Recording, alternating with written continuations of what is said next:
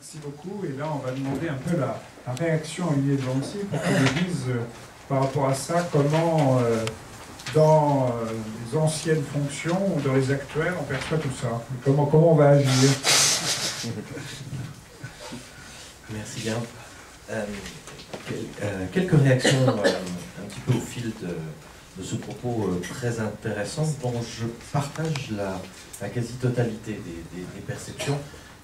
Un petit bémol, peut-être j'y reviendrai, sur le rôle public par rapport à la parole. Je pense que c'est quelque chose sur lequel vous êtes peut-être pas, c'est pas le centre du sujet, passer un peu rapidement.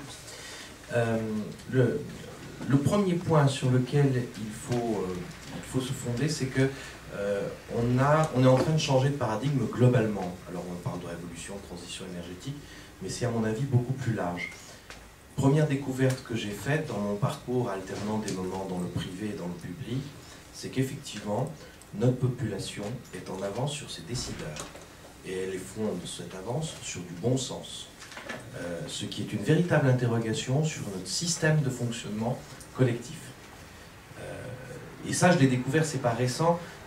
Vous l'avez illustré là sur un propos qui a été un de mes champs de compétences professionnelles récents. J'ai découvert quand j'étais dans le Nord-Pas-de-Calais, où j'ai travaillé pendant 4 ans pour le conseil régional du Nord-Pas-de-Calais, dans un univers complètement différent.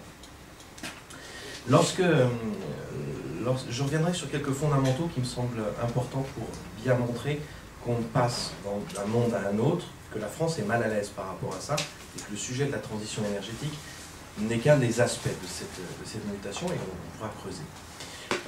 Lorsqu'on a commencé à réfléchir sur comment intervenir là-dessus, on s'était demandé avec le président de la s'il ne fallait pas parler de l'écotaxe. Et puis il y a la deuxième réflexion, excuse-moi, j'ai plutôt envie de la laisser de côté parce que je pense que c'est un épiphénomène important, on pourra en discuter si vous voulez, et je pense que ce qui s'est passé autour de l'écotaxe n'est pas structurant. Qu'est-ce qui se passe? On a parlé de la population, on peut voir aussi que les grands facteurs d'innovation ont complètement changé et nous mettent mal à l'aise en France. J'ai travaillé auprès d'Arnaud Montebourg et du président à faire les 34 plans industriels. Quelque part, c'était le renouvellement des grands plans gaulliens, pompidoniens, etc. Je ne dis pas qu'on a eu tort de les faire, ils étaient nécessaires parce qu'on a plein de richesses de gens qui travaillent dans des directions différentes et qui sont beaucoup plus efficaces travailler ensemble. J'en suis le témoin aujourd'hui sur le plan réseau électrique intelligent. Mais aujourd'hui, les grands facteurs d'innovation ne sont plus là. Les facteurs d'innovation se passent au niveau des usagers finaux, des consommateurs. Elles se passent par des technologies très ergonomiques. Elles se passent par des phénomènes addictifs, c'est-à-dire où de plus en plus, vous avez quelque chose de tout simple qui vous arrive dans les mains et auquel vous prenez goût et dont vous ne pouvez plus vous détacher.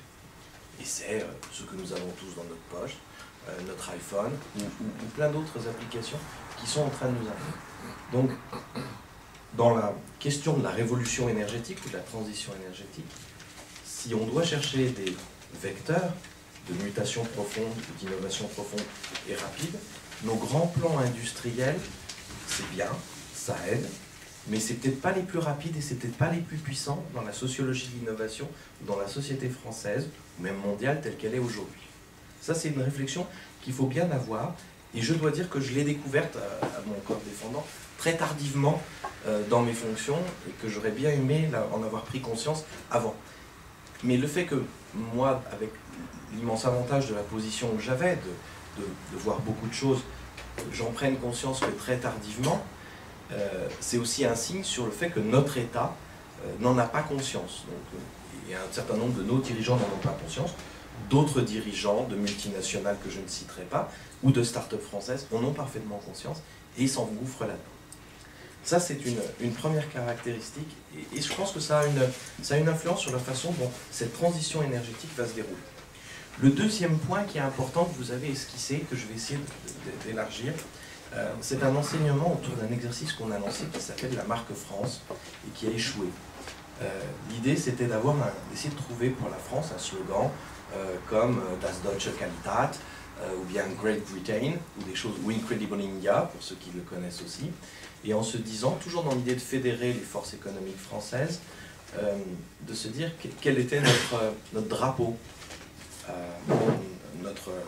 notre emblème. Et cet exercice, avant de trouver un slogan, qui est toujours un exercice extrêmement difficile, on le sait au niveau d'une entreprise, je ne vous dis pas au niveau d'un pays, avec la gouvernance d'un pays, ça m'a valu quelques nuits blanches et discussions. Mais le fondement, on a essayé de réfléchir un petit peu on était sur le plan économique, comment est-ce qu'on pouvait monter ça. Et une des choses importantes qu'il faut comprendre, c'est que en France, c'est une banalité, mais il faut se la rappeler, on verra sur l'énergie, ça a son importance, les Français ne font pas la boucle économique entre un service, un coût et un prix. Il y a d'autres pays qui le font. En France, on n'a pas cette culture économique. On a une culture de sciences politiques qui est fantastique. Regardez ce qui s'est passé les dernières semaines. Elle est juste, enfin, je veux dire, énorme par rapport à ce que vous pourrez trouver dans d'autres pays du monde. En revanche, en sciences économiques, on ne l'a pas. Alors, il faudrait peut-être la construire, il est souhaitable peut-être de la construire dans le monde qui est aujourd'hui, mais aujourd'hui on ne l'a pas, et donc quand on est sur les sujets de transition, essayez de faire comprendre aux Français qu'un objectif politique peut avoir un coût qui va se traduire dans un prix, qui va se traduire sur son pouvoir d'achat, vous avez perdu d'avance. Et ça, c'est pas neutre dans les leviers d'action que vous pouvez avoir. Et je vais citer un exemple, sur le prix de l'électricité, qui est un sujet à la fois très encadré, même surréglementé certainement, donc hyper contraint pour prendre un terme de mécanique. Vous pouvez enlever une contrainte, le truc ne bouge pas parce qu'il y en a 10 autres qui le tiennent en place. Et puis un sujet extrêmement politique. J'ai fait partie du cœur du dispositif de la première augmentation du prix de l'électricité, juillet 2012 de cette mandature. Je ne sais pas si vous vous souvenez, elle s'est finalement alignée sur l'inflation. Décision politique normale, logique par rapport à la logique du pouvoir d'achat. La recommandation des services et des cabinets était à peu près le double. Dans une logique, on a mis en place une politique, il y a un coût, il faut qu'on l'assume. Il m'a fallu 1 an et demi de travail avec mes petits camarades de Matignon à l'époque pour convaincre, au plus haut niveau, que cette logique économique, on ne pouvait pas y échapper.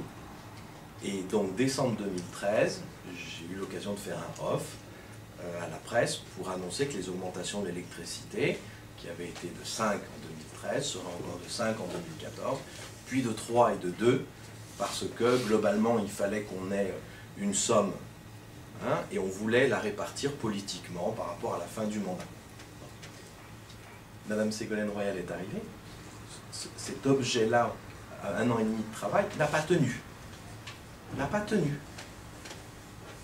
Donc, encore une fois, on est sur un objet qui est relativement simple, les enjeux sont forts, les puissances de lobbying et d'influence et d'explication sont extrêmement fortes, peut-être trop, je ne sais pas, mais dans cette logique économique qu'on n'arrive pas à faire boucler en France, et je ne blâme personne derrière, hein, je ne blâme personne, je fais simplement un constat, dans un nouveau système énergétique où vous voulez une énergie, par exemple, plus propre, eh ben, essayez d'aller le faire payer aux consommateurs finaux.